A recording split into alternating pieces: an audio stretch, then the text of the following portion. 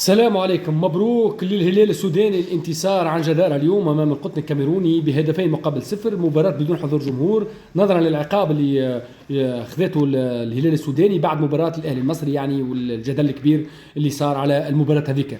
الهلال السوداني مباراة اليوم كانت سهلة بصراحة يعني. القطن الكاميروني هذا انا ما نعرفش كيفاش جاء الشامبيونز ليج.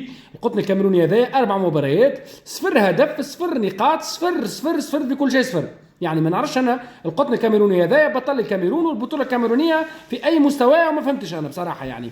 شيء حشم والله، شيء حشم. لا علينا، خلينا مع الهلال السوداني. الهلال السوداني بانتصاره اليوم المجموعه هذه اصبحت اقوى مجموعه في الدور الاول. هذا في دور المجموعات هي المجموعه الصعبه والمعقده، هي مجموعه الهلال السوداني والاهلي المصري وصن داونز جنوب افريقيا. بصراحه الثلاثه فرق هذوما يتنافسوا بصراحه يعني.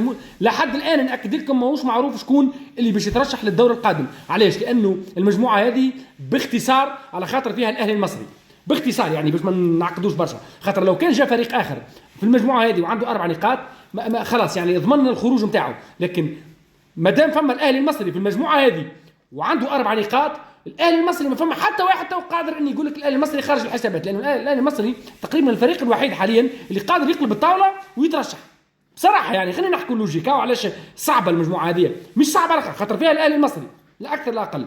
استنوا مباراه نهار السبت الجاي، الاهلي المصري وصن داونز جنوب افريقيا نهار السبت، مباراة صعبة جدا ومعقدة بصراحة، وننصحكم تتفرجوا عليها خاطر مش نشوف فيها برشا كورة. خاطر تو ما عادش يساعد صن داونز، ما يساعدهاش لا خسارة لا تعادل، والاهلي المصري زاد لا يساعده لا خسارة لا تعادل. يعني المباراة حاسمة جدا بالنسبة لصن داونز والاهلي المصري.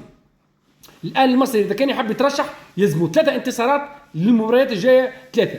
الهلال السوداني بصراحه حاب نعطيه حقه زاد 4 مباريات، 3 انتصارات، 9 نقاط يعني. بصراحه انتصار واحد اخر يعني، ويلقى روحه في الدور القادم يعني. لو ينتصر مباراة الجايه خلاص هو في الدور القادم بصراحه يعني، باش نبقوا واضحين. والا زوج تعادلات، حتى زوج تعادلات بالنسبه للهلال السوداني، زوج تعادلات يلقى روحه في الدور القادم. هذا يعني تقريبا الحسابات المنطقيه يعني. اذا كان يتعادل زوج مباريات الهلال السوداني يلقى روحه في الدور القادم. بالنسبه للاهلي المصري 3 انتصارات ولا غير، انا اشوف ولا غير يعني، لازم 3 انتصارات. بالنسبه لسان داونز يعني 7 نقاط، يقدر يعمل زوج انتصارات يترشح.